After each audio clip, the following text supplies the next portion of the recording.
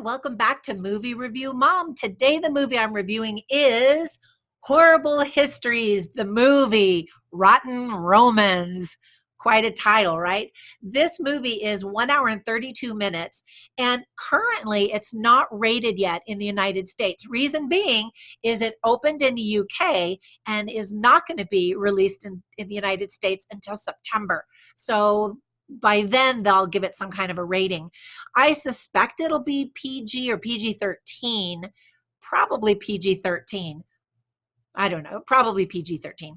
Anyway, the movie review mom grade that I gave it is a B, and I'll tell you why. But first, let me give you a little bit more background on this. Horrible Histories is a TV show that's quite popular in the UK, I hear. Not very many Americans know about the Horrible Histories franchise. At least I've never seen it. I've never heard of it. And I've read a lot of reviews by Brits who say that this movie isn't nearly as good as the TV show. But I think Americans will kind of watch it and think it looks and feels like a TV show. This movie also, I think, looks and feels a lot like the old Mel Brooks franchise spoof on history called Mel Brooks History of the World, Part 1, Part 2. Did you ever see those? I saw them as a kid and I thought that they were really funny. And so because of that, I think kids will also think this is funny.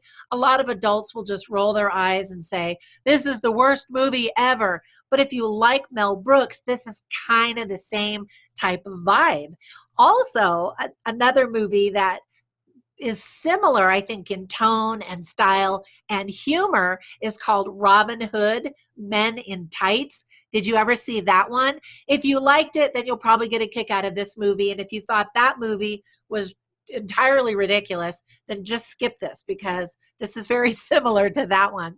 All right, some quick tips for parents is that, first of all, I think that kids will think that this is funny. There's some splattering of fake blood. There are some crude references, but no profanity that I remember hearing. It could have been British profanity and I missed it. There are a lot of written gags that your kids have to read, that poke fun at how things should be written in American English, that kind of thing. You see some people throw up, which is gross. And you see a lot of people peeing and farting and pooping and belching, and animals as well doing those things.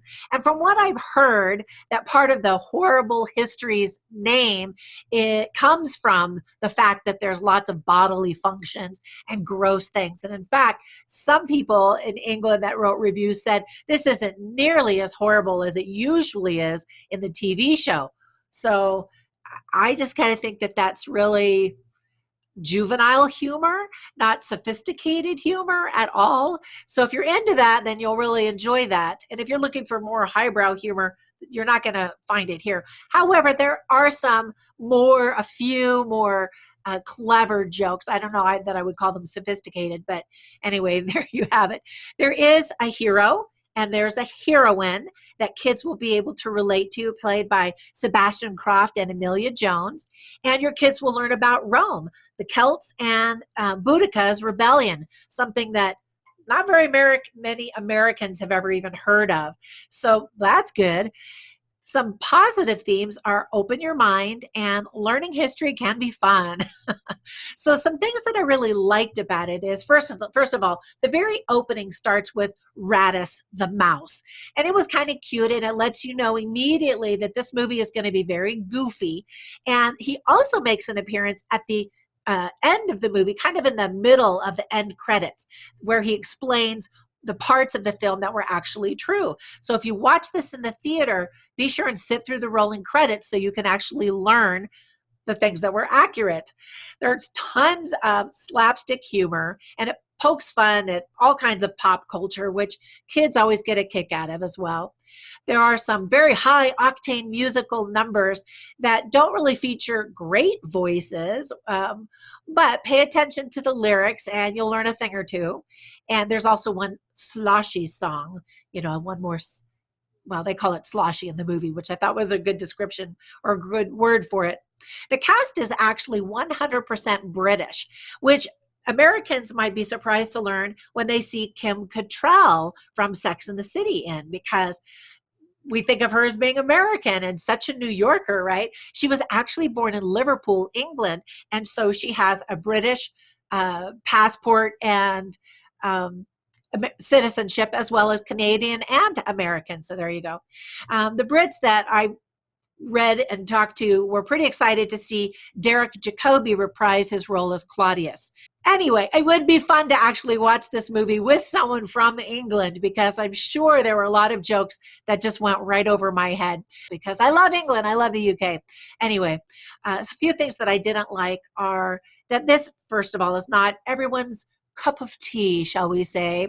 And again, it's not really my humor. I did like Men in Tights, the Robin Hood Men in Tights, but I recognize, it wasn't like great movie making that's headed to the Oscars or anything like that.